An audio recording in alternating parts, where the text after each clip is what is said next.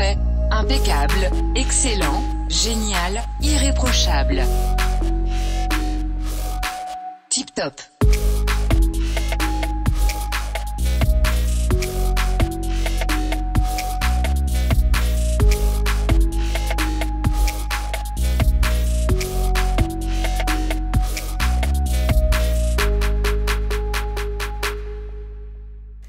Bonjour, bienvenue à l'épisode Parents-enfants. Steve H. Ratti.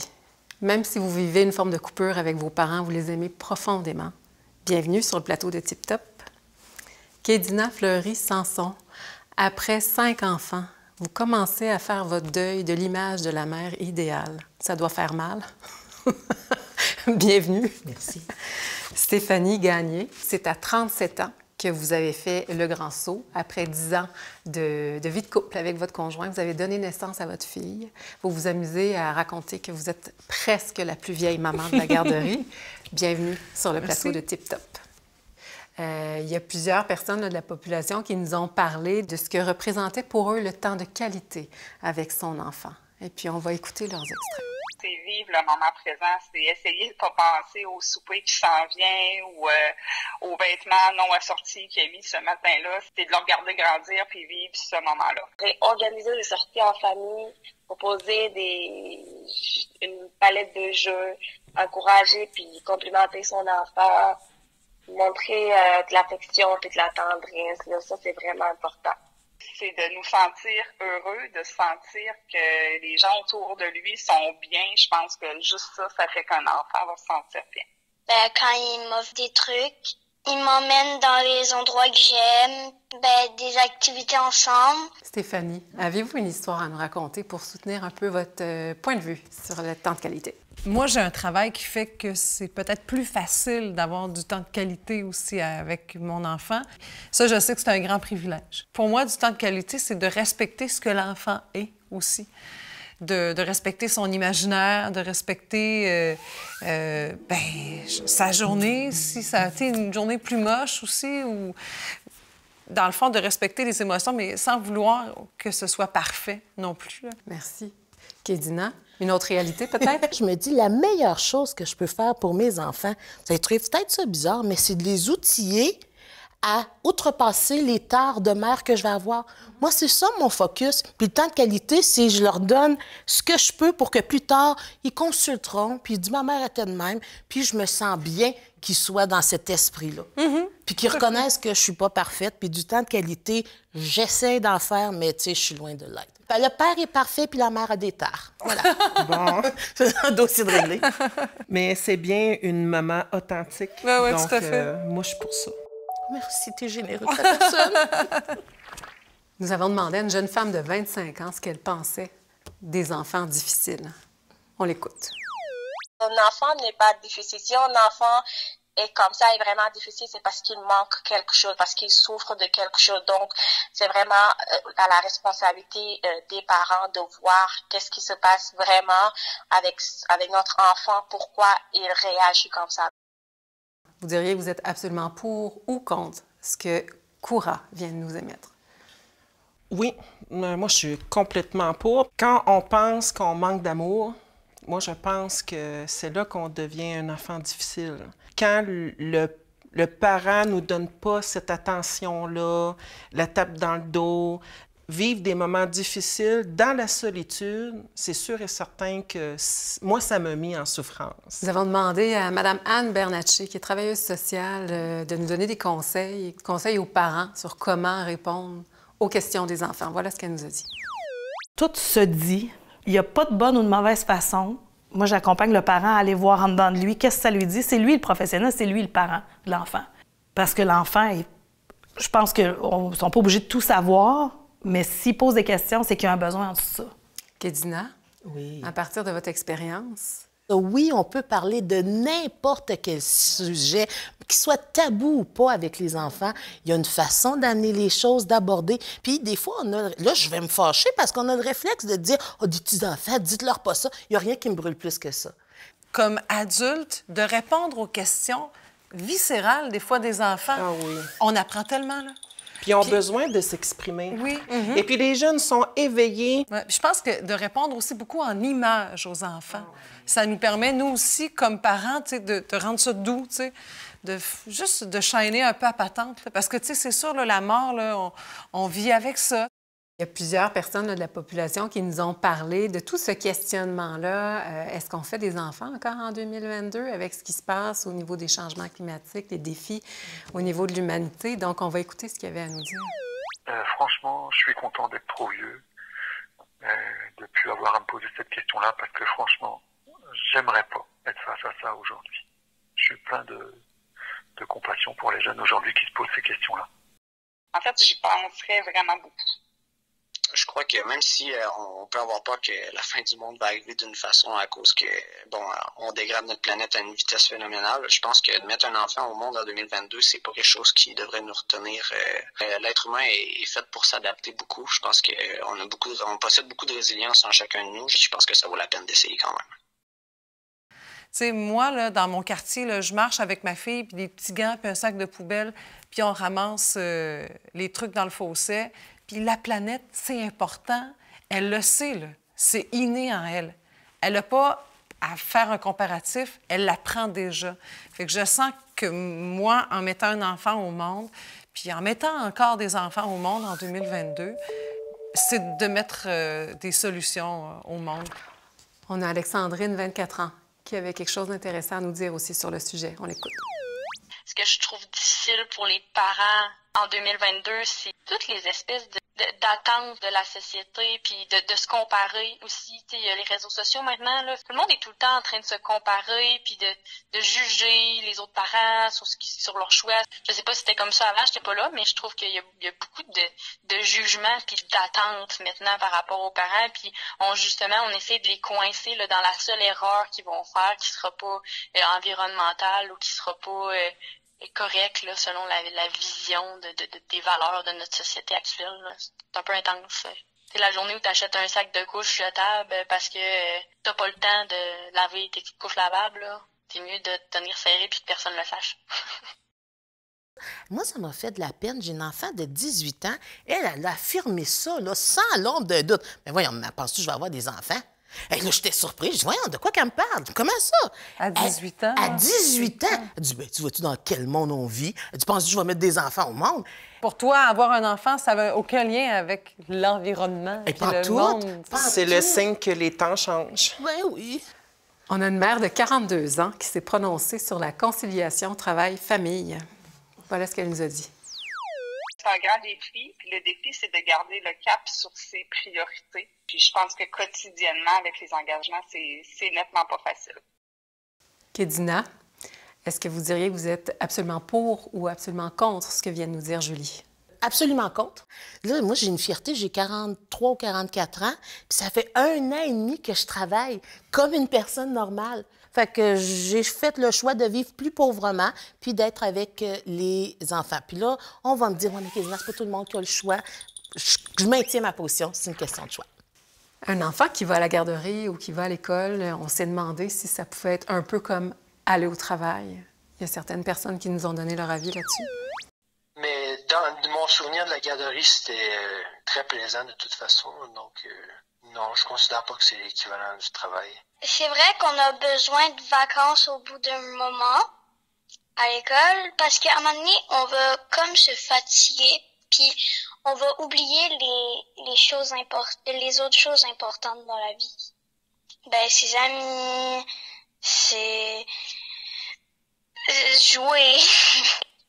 En réalité, j'ai bien l'impression que pour chaque enfant, il pourrait avoir une réponse différente. C'est ça, exactement. Des besoins différents. Mon périple scolaire, oui, c'était du gros travail, là. J'avais besoin de mes vacances. Pendant l'adolescence, c'était trop terrible, c'était douloureux. Et ma récompense, c'était d'atteindre l'été. L'été, effectivement, je me reposais. J'allais voir mes amis, j'allais voir ma grand-mère, ma mère, et puis je me ressourçais. On a une jeune femme de 25 ans qui nous a parlé de ses méthodes éducatives. On l'écoute. De façon générale, je suis très sévère et je sais que je vais être très sévère avec mes enfants pour qu'ils ne me marchent pas dessus pour plus tard. Ils seront, mettons, des enfants qui vont être très respectueux envers tout le monde puis vraiment bien éduqués. Stéphanie, vous vous positionnez absolument pour ou contre ce que vous venez d'entendre? Bien, j'ai pas le choix d'être pour parce que je suis une maman sévère, moi. Je mets vraiment... Mais moi, j'ai été élevée dans un contexte comme ça. Mes parents étaient sévères, mais c'était beaucoup dans le respect. Moi, je trouve ça bien. Je sais que malgré tout, il ne faut pas que je sois trop rigide, là, parce que parfois, c'est pas la fin du monde. Mais oui, je suis de nature sévère. Cool, mais sévère. Steve? J'étais élevée en partie par ma grand-mère. Très stricte, moi, je suis pour ça, mais il y avait quand même de l'affection dans ce rapport à l'autorité-là. Plus je vieillis, plus je ressemble à ma mère, puis c'est une grande fierté d'avoir sa rigueur à elle. Donc, j'en profite pour lui rendre hommage. Moi, ça ne m'a pas déplu l'encadrement, puis de... C'est une preuve d'amour? Oui, une preuve d'amour, vraiment... parce qu'elle me disait, je suis sévère avec toi, là, mais c'est parce que t'en vaux la peine. Donc, moi, j'ai vécu ça très positivement, le petit pas militaire de ma mère, là. Kédina? Chez nous, c'est une mamacratie. J'ai 2 sets d'enfants, 18, 20 ans, puis 10, 12 et 13 ans. Et ils ont 2 modèles différents. 18, 20, c'était mes premiers. J'étais d'une rigidité absolue, militaire. Et puis, en même temps, bon, j'allais pas dire qu'ils sont parfaits, mais pas loin. Les 3 petits derniers, j'ai un petit peu plus de souplesse. Je les amène à prendre conscience. Quand tu fais ça, qu'est-ce que tu fais? Ça répond à quel besoin? On arrive au segment de l'angle mort. Un témoignage assez touchant de Jacques, 60 ans. En fait, l'enfant, c'est un indicateur, mais c'est plus que ça. C'est un miroir. Et du coup, en étant miroir, il devient partenaire, parent. À l'époque où je me suis séparé de la mère des enfants, quelque chose que j'arrivais pas du tout à assumer. Ça allait pas bien du tout dans mon couple. Et en plus, j'avais rencontré quelqu'un d'autre, mais j'avais 2 enfants. J'étais coléreux, j'étais pas patient, j'étais déprimé et probablement déprimant. Et vraiment, quand on est rendu à t'engueuler avec ton enfant de 4 ans, tu te dis, non, là, ça va pas. Et moi, tous les soirs, je leur faisais des câlins à mes gamins, là, quand je rentrais du boulot. Et lui, là, c'était arrivé que ça faisait 1 mois qu'il me faisait plus de câlins. Puis j'ai pris ma décision. Dans la journée, je dis, bon, ça suffit, il faut que ça peut pas continuer comme ça. Je bouge, je quitte, je change. J'en ai parlé à personne. Et le soir, je rentre du boulot, j'enlève mon manteau, je pose mon sac, puis je me laisse tomber dans le canapé, là, puis j'étais comme un peu brassé de l'intérieur. Il rentre dans la pièce, il grimpe sur le sofa, il grimpe sur mes genoux, et il vient mettre ses bras autour de mon cou, et il me fait un gros câlin, comme ça. C'est comme s'il me disait, c'est correct, c'est correct. Ça a quasiment 30 ans, cette affaire, je suis toujours aussi ému quand j'en parle. Est-ce que vous auriez quelque chose à dire sur le témoignage de Jacques? Ma fille, 13 ans, à un moment donné, j'étais tendue, j'étais froissée, puis là, « Hey, maman, t'es pas obligée de projeter ta frustration sur nous autres. » Oh, OK. Deuxième élément, c'est quand tu vois leur comportement que t'aimes pas, puis que tu reconnais que c'est toi-même qui est comme ça, c'est un comportement acquis par observation. Moi, ça me traumatise à toutes les fois.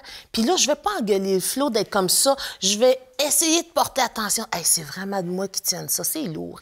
L'équipe Tip Top a questionné Mme Bernatchez, notre travailleuse sociale, sur l'effet sur le couple et sur la fratrie quand il y a un enfant qui est différent. Il y a bien des manières d'être différent, mais c'est ça. Comment on gère ça? Un enfant différent égale défi différent, surtout pour les parents, mais aussi pour les frères et sœurs.